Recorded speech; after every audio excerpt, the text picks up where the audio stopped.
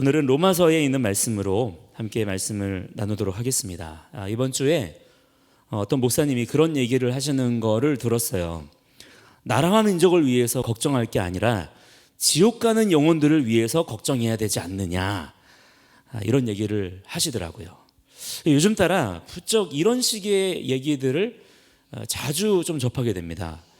얼핏 들으면 뭔가 그 말이 맞는 것 같죠. 천국과 지옥, 아주 선명한 기독교 구원론에 있어서 중요한 개념이기 때문에 뭔가 나라와 민족, 어떤 지금의 정치적인 상황, 이런 것보다는 훨씬 더 영적인 것 같고 신령하게 느껴질 수 있는 그런 착각을 불러일으킬 수 있습니다. 그러나 이거는 정말 착각이고요, 정말 부끄러운 그런 생각인 거예요. 기독교 복음에 대해서 정말 너무 허접한 수준의 이해를 가지고 있는 겁니다. 참, 그래서 이런 걸 보면, 이런 얘기를 들으면 마음이 이제는 좀 화도 안 나고 답답한 것 같아요. 지금 이 현대 사회를 살아가는 우리 모든 기독교인들에게 있어서 너무나 중요한 부분이라고 생각이 되는 것은요, 개인 영혼 구원에 치우쳐 있는 프레임에서 벗어나야 된다라고 하는 것입니다. 복음은 사람의 아이디어가 아니라 하나님의 아이디어잖아요. 그렇기 때문에 우리는 말씀을 통해서 복음의 풍성한 진리에 대하여 더 배우고 깨닫고 믿는 자들이 되어야지, 우리 마음대로 그것을 내가 원하는 대로, 내가 좋은 대로 막 바꾸고 축소하고 그러면 안 되는 거예요. 그래서 중요한 표현이 무엇이냐, 오늘 본문 13절에 보시면 세상의 상속자가 되리라고 하신 언약이다 그랬습니다. 자, 여기 나오는 세상의 상속자라고 하는 개념이에요. 이런 것들을 알아야 되는 거예요. 이것이 아브라함과 그의 후손, 즉 이스라엘과 맺으신 언약이라는 겁니다. 지금 사도 바울은 로마서에서 이 얘기했다가 저 얘기했다가 믿음 얘기했다가 또 율법 얘기했다가 이렇게 왔다 갔다 하는 게 아니라 일관되게 하나의 주제에 대해서 이야기를 하고 있는 중이에요. 그게 뭐냐면 바로 예수 그리스도의 복음입니다. 여러분, 복음이라고 하는 것은요, 신약 성경에만 나오는 새로운 주제이거나 성경의 많은 여러 가지 주제들, 내용들 중에서 일부분이 아니에요. 사실은 성경 전체, 창세기부터 요한계시록까지의 모든 말씀이 단 한 말씀도 땅에 떨어지지 아니하고 다 성취될 줄을 믿습니다. 따라서 구약부터 신약까지의, 창세기부터 요한계시록까지의 모든 말씀이 다 복음의 메시지인 거예요. 그렇기 때문에 우리가 복음을 알고 복음을 전하고자 할 때에는 구약부터 신약까지의 모든 말씀을 아우르는 복음의 전체적인 내러티브와 그 핵심 줄기에 대해서 더 알고자 해야 되는 것입니다. 따라합니다. 더 알고자 해야 된다. 더 알고자 해야 된다. 그 의지와 노력이 우리에게 반드시 필요한 거예요. 왜냐하면 그것이 진리라고 믿는 것이기 때문에. 그렇지 않고 우리가 진리의 말씀이라고 하면서도 최대한 그것을 내 버전으로 그냥 쉽게, 그냥 최대한 단순하게, 짧게, 재미있게 그렇게 자꾸만 말씀을 요약하려고 하고 변형하려고 하면 오히려 복음의 본질을 왜곡시킬 수 있는, 변질시킬 수 있는 그러한 위험성이 있다라고 하는 것이죠. 지금 사도 바울이 주장하는 것은요, 우리가 예수 그리스도의 은혜로 구원을 받은 것과 하나님께서 아브라함을 택하셔서 언약을 맺으신 사건이, 이 두 가지가 별개의 사건이 아니라는 것입니다. 한 맥락 안에서 일어난 일이라는 것을 전제로 깔고 지금 이야기를 하고 있는 거예요. 구약은 구약으로 끝난 거고 신약은 신약대로 다른 이야기가 진행되는 것이 아니라 구약의 말씀과 신약의 말씀이 사실은 하나의 줄기로 이어지고 있다라고 하는 것을 지금 사도 바울이 말하고 있는 것입니다. 그게 뭐냐면 하나님의 언약이에요. 그 언약 안에서 믿음인 것이고 그 언약 안에서 율법이라고 하는 것입니다. 자, 그러면 그 언약의 핵심은 뭐냐? 오늘 본문에 나오는 표현, 세상의 상속자입니다.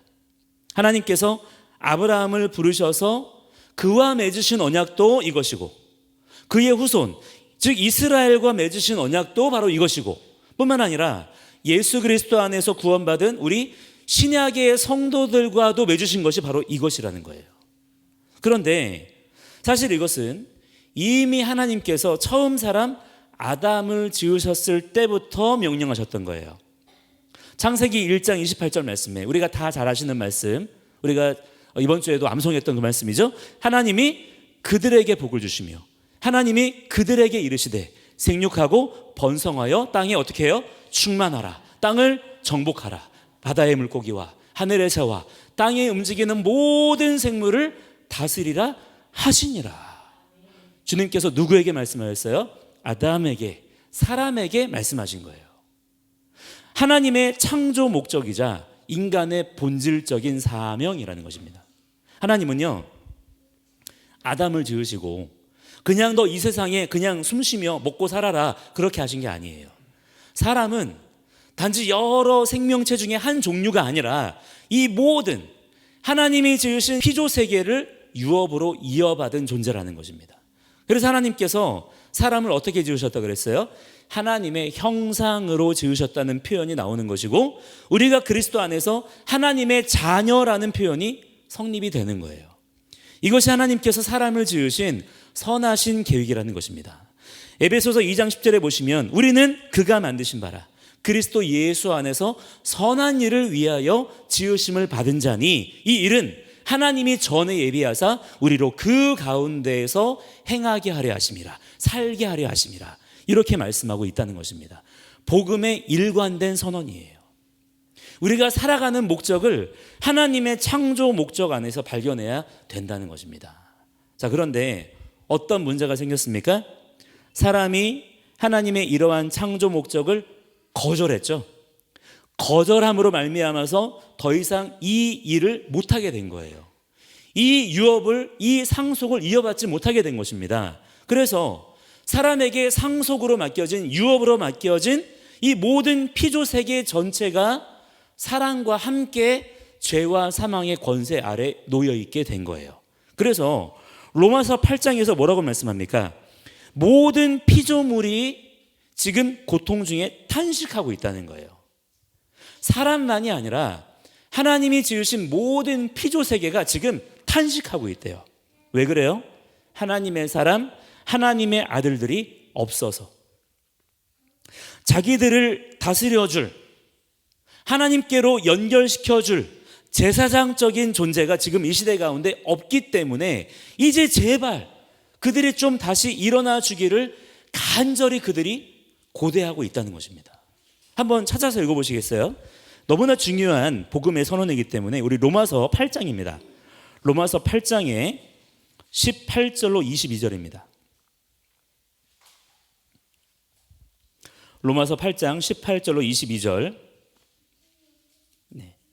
한번 찾아보시고 함께 읽어보도록 하겠습니다. 시작. 생각하건대 현재의 고난은 장차 우리에게 나타날 영광과 비교할 수 없도다. 피조물이 고대하는 바는 하나님의 아들들이 나타나는 것이니 피조물이 허무한데 굴복하는 것은 자기 뜻이 아니요 오직 굴복하게 하시는 이로 말미암음이라. 그 바라는 것은 피조물도 썩어짐의 종노릇한 데서 해방되어 하나님의 자녀들의 영광의 자유에 이르는 것이니라. 피조물이 다 이제까지 함께 탄식하며 함께 고통을 겪고 있는 것을 우리가 아느니라. 아멘. 이런 말씀들을 우리가 놓치면 안 되는 것입니다. 여러분, 하나님께서 예수 그리스도를 통하여서 우리를 왜 구원하셨을까요? 물론 지옥에 안 가게 하시는 것도 맞아요. 예수님이 우리를 구원해 주지 않으셨다면 우리는 다 어떻게 됩니까? 지옥에 가게 됩니다. 우리가 날 때부터 죄인이기 때문이에요. 그래서 고통 중에 영원토록 심판을 받게 되는 거예요. 지옥의 고통은 무엇입니까? 하나님의 은혜가 완전히 차단되고 끊어지는 거예요. 말도 못할 고통과 절망인 것이죠. 거기로부터 건져주셨다는 거예요. 너무나 감사한 일인 게 맞죠? 그러나 그것만이 구원의 전부가 아니라는 것입니다. 오히려 보다 더 본질적인 목적은 무엇이냐면 바로 이거예요. 하나님이 우리를 지으신 원래의 목적을 예수 그리스도 안에서 어떻게 해요? 회복하시고자 함이라고 하는 것입니다. 이것을 우리가 알아야 된다고 하는 거예요. 그게 무엇입니까? 오늘 말씀에 나오는 것처럼 하나님이 지으신 세상을, 이 피조 세계를 하나님의 뜻대로 상속받아서 하나님의 말씀의 능력으로 하나님의 형상된 역할을 감당하는 가운데 다스리며 통치하는 거예요. 창세기 1장, 2장이 회복되는 것입니다. 요한계시록 21장, 22장인 것이고요. 오늘 말씀에 나오는 세상의 상속자라는 표현의 의미인 거예요. 이것을 감당하게 하시기 위해서 우리를 예수 그리스도 안에서 구원하셨다는 것입니다. 그래서 우리가 구원받은 것이 뭐라 그래요? 하나님의 자녀가 된 것이라고 말씀하잖아요. 따라서 여러분, 우리가 예수 그리스도 안에서 구원받았을 때에 우리가 어느 부분에 더 많은 관심과 초점을 맞춰야 되겠습니까? 나 죽어서 지옥 안 가게 된 거? 나 죽으면 어디 갈 거냐의 문제일까요? 물론 그 문제도 작은 문제가 아니겠죠. 중요해요. 그러나 그보다 더 중요한 것은 무엇이냐? 하나님의 나라와 하나님의 의를 위해서 우리가 사는 것입니다. 하나님 편에서 과연 우리에게 어떤 일을 원하시고 어떤 일들을 기대하시느냐 하는 거에 우리가 이제는 관심을 가져야 되는 거예요. 왜? 우리가 고백하잖아요. 예수님은 우리의 주님이십니다. 예수님은 우리의 왕이십니다. 이 고백 가운데 우리의 삶의 방향이 주님께로 향해야 될 줄 믿습니다. 그리고 그걸 실제로 하는 거예요. 하나님은 우리를 하나님이 지으신 이 온 세상의 상속자로 부르셨습니다. 할렐루야. 이 사명을 우리가 깨닫는 자들이 되어야 될 줄 믿습니다.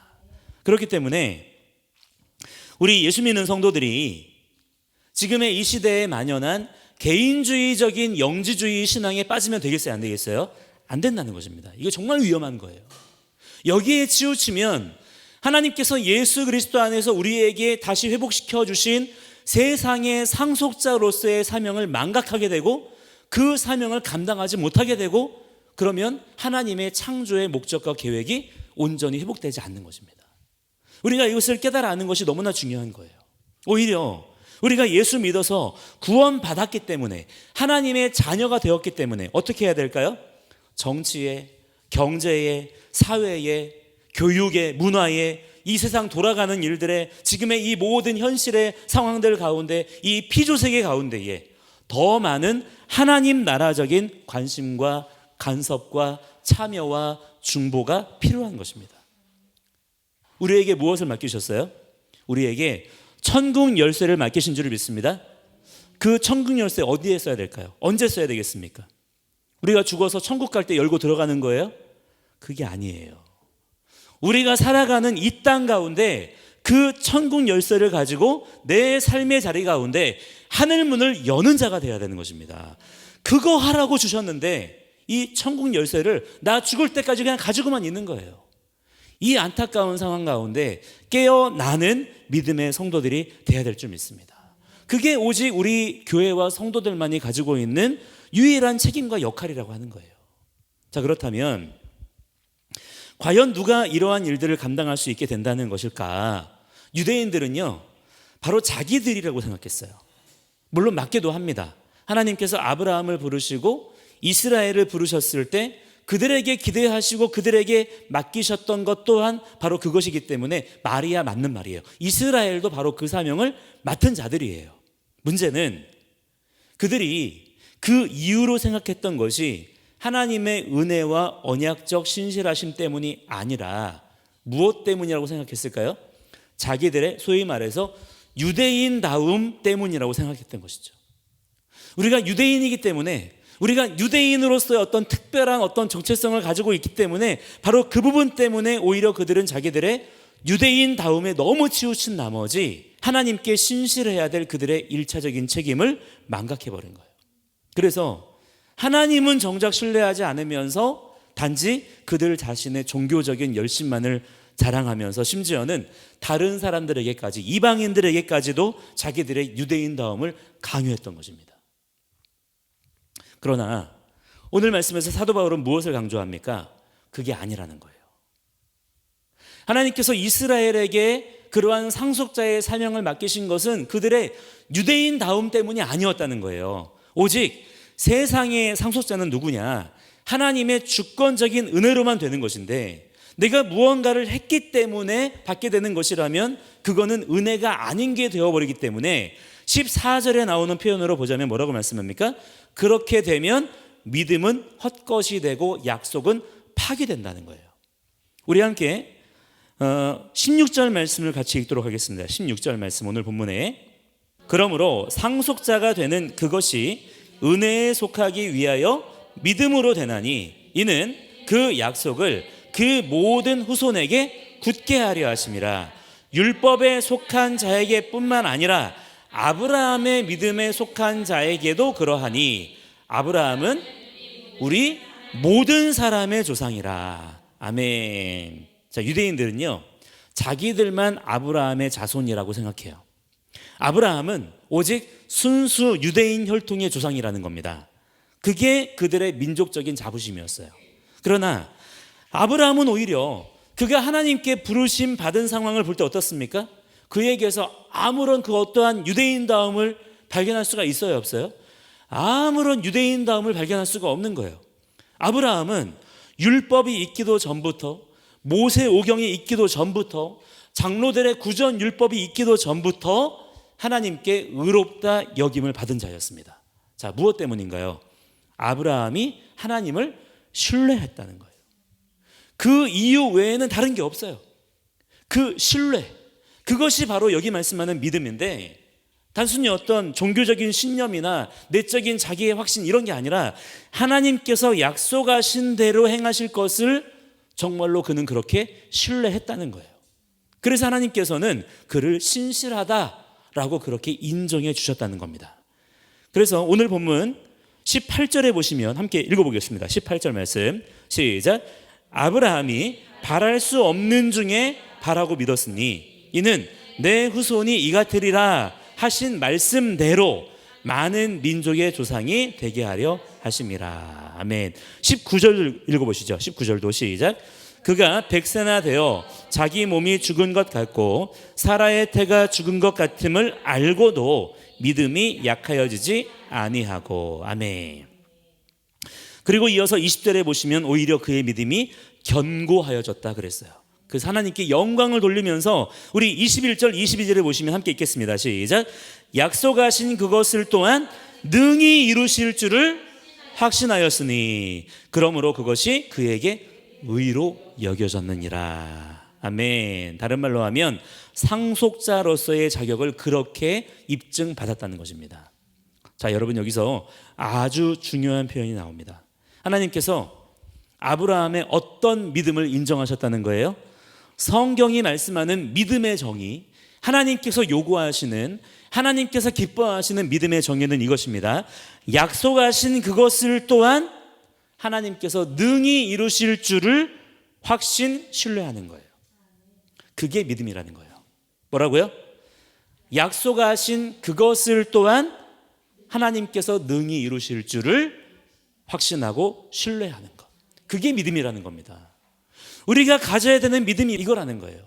단지 자기의 어떤 신념, 자기 확신 이런 게 아니라 믿음의 기반은 오직 무엇이냐? 하나님과 우리 사이의 말씀의 언약 관계 안에서 하나님을 신뢰하는 것입니다. 하나님께서 말씀하신 대로 이루실 것이다. 말씀하신 대로 성취하실 것이다. 이것을 신뢰하는 거예요. 약속을 믿는 거예요. 무조건 덮어놓고 아무거나 믿습니다 하는 것이 믿음이 아니라는 것입니다. 그리고 그 기준은 예나 지금이나 여전히 변함없이 동일하다는 거예요. 하나님은 한 번도 의로움의 기준을 바꾸신 적이 없어요. 오직 하나님은 은혜로 말미암아 하나님과 백성 사이의 신뢰 관계 안에서 언약적 신실함, 이 언약적 신실함이 뭐냐면 쉽게 말해서 약속하신 것을 꼭 지키실 것이라고 내가 믿는 거예요. 자, 믿기 때문에 어떻게 하는 것입니까? 그 약속하실 때까지 내가 끝까지 견디며 기다리는 거예요. 그것이 우리의 신실함입니다. 하나님의 신실함은 뭐예요?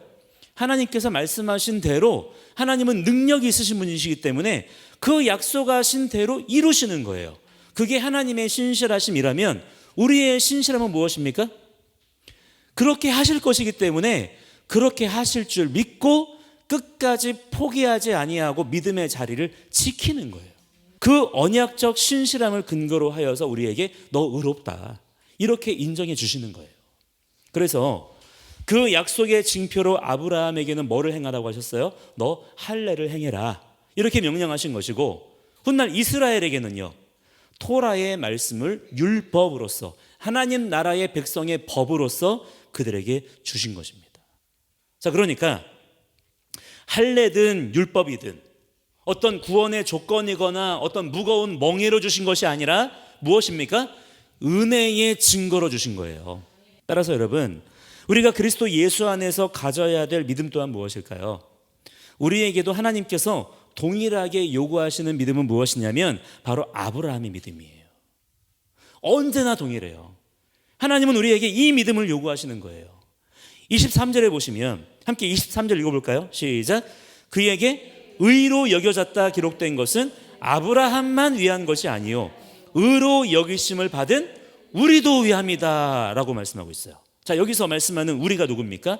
24절에 바로 이어서 나오죠. 곧 예수 우리 주를 죽은 자 가운데서 살리신 이를 믿는 자니라. 아멘. 다른 말로 하면 그를 신뢰하는 자니라.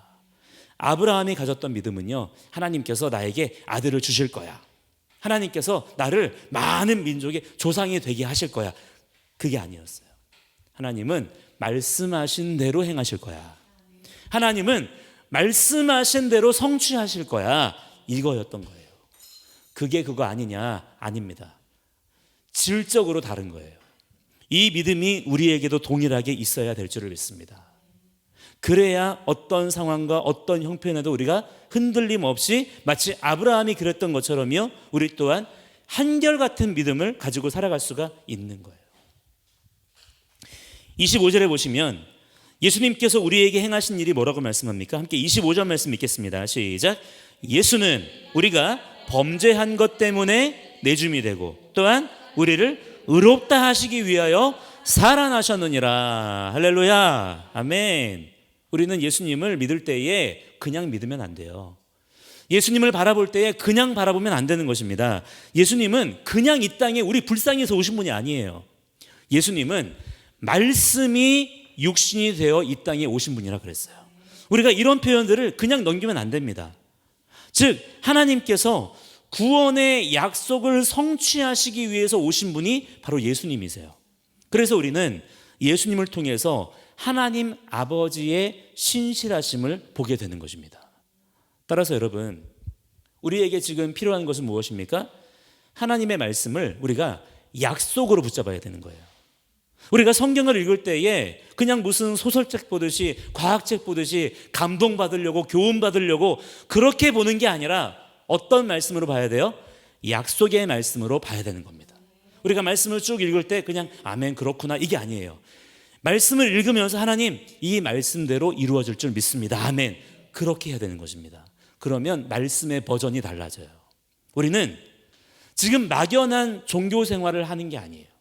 어떤 성찰을 위해서, 어떤 지적인 깨달음을 위해서 종교 생활을 하는 게 아닌 것입니다. 우리는 살아계신 인격이신 창조주 하나님과의 말씀으로 맺어진 언약관계 안에서 하나님을 신뢰하며 살아가는 자들이 되어야 될 줄을 믿습니다. 여러분, 세상 일은 어떻게 될지 알아요, 몰라요? 알 수 있습니까? 내일 일도 몰라요. 한치 앞을 내다볼 수 없는 게 우리의 인생이죠? 그렇지 않습니까? 정말 어느 하나 내 뜻대로 되는 게 없어요. 그게 인생입니다. 그게 피조물이에요. 그러나 그럼에도 불구하고 우리가 한 가지 사실만큼은 분명하게 알 수 있는 것이 있어요. 그게 뭘까요? 우리는 알 수 있어요. 우리는 분명히 이 사실을 확실히 붙잡고 살아갈 수 있는 무언가가 있습니다. 그게 무엇일까요? 하나님은 반드시 약속의 말씀대로 행하실 것이다. 이거는 우리에게 분명한 거예요. 하나님은 이 기록된 말씀대로 모든 말씀을 하나도 땅에 떨어뜨리지 않고 다 이루신다. 우리에게는 이 비전이 있는 것입니다. 그래서 이 약속의 말씀을 받은 약속의 자녀들은 내일 일을 몰라도 한치 앞을 내다볼 수 없어도 염려하지 않을 수 있는 거예요. 두려워하지 않을 수 있는 것입니다. 주님 약속하신 말씀 위에 서서 샬롬할 수 있는 거예요. 오늘 여러분, 우리가 이 믿음 안에 거하는 자가 되어야 될 줄 믿습니다. 지금 이 믿음이 필요한 거예요. 세상은 데이터를 가져오라고 합니다. 어떤 증거를 보여주면 믿겠다 그래요. 여러분, 그러나 그렇지 않아요. 우리는 언약 안에서 믿고 살아가는 자들이 되어야 될 줄 믿습니다. 그리스도 예수 안에서 아브라함의 믿음을 취하세요. 주님께서 우리에게도 맡기신 이 뭐라고 합니까? 세상의 상속자, 세상의 상속자 된 사명을 성령의 능력으로 힘있게 감당하실 수 있는 그러한 주님의 종들이 다 되시기를 주님의 이름으로 간절히 축원합니다. 지금 여러분 이 시대 가운데, 특히 우리나라 가운데 이러한 믿음의 상속자들에 대한 비전을 가진 자들이 지금 많이 일어나야 됩니다. 모든 교회와 목회자들, 교인들이 다 그 일들을 함께 성령 안에서 같이 힘써 감당을 해야 되는 거예요. 근데 지금 엉뚱한 데를 쳐다보면서 이상한 말들이나 하면서 자꾸 교회의 정체성을 왜곡시키고 변질시키려는 무리들이 지금 많습니다. 여러분, 속지 마시고 사람의 미혹을 조심하라 그랬잖아요. 늘 우리가 깨어 있어야 될 줄 믿습니다. 어떻게 하는 것이 깨어 있는 것입니까? 다른 게 없어요. 부지런히 성경 읽어야 됩니다. 일단 이것부터 해야 돼요. 성경 읽고, 성경을 우리가 그냥 읽는 것이 아니라 그냥 기계적으로 읽고 넘어가는 게 아니라 내가 읽고 있는 이 말씀을 더 알고 싶어 해야 돼요. 그래서 우리가 기도할 때에도 제일 1번 기도 제목이 뭐냐면, 성령님, 내가 오늘 읽은 이 말씀을 주님 깨닫게 하여 주시옵소서. 이 말씀대로 되기를 원합니다. 이 말씀대로 속히 행하소서. 우리가 그렇게 기도하는 자들이 돼야 됩니다. 그 말씀을 더 깨닫게 해달라고 몸부림칠 줄 아는 자들이 돼야 되는 거예요. 그리고 그 말씀을 들고 우리는 세상으로 걸어 들어가는 자들이 돼야 될 줄 믿습니다. 세상의 일들이 그냥 이렇게 흘러가도록 내버려두면 돼야 안 돼요? 안 되는. 왜? 우리는 세상의 상속자로 부름받은 자들이에요. 하나님께서 이 세상을 하나님의 형상으로 지음받은 우리들에게 맡기셨어요. 그런데 구원받았다라고 하는 자들이, 세상의 상속자의 비전을 얻게 된 자들이 세상이 지금 어떻게 흘러가든지 우리는 모르겠다, 이런 말들을 할 때가 아니라는 거예요. 세상 가운데 하나님의 말씀을 부지런히 우리가 심는 자들이 다 되어야 될 줄 믿습니다. 우리가 함께 그러한 비전을 가지고 지금 우리에게 주어진 현실을 힘있게 살아갈 수 있는 그런 믿음의 귀한 종들이 되시기를 주의 이름으로 간절히 축원합니다. 함께 이 시간에 우리 같이 기도하실 때에 우리 한 3가지 정도 같이 기도 제목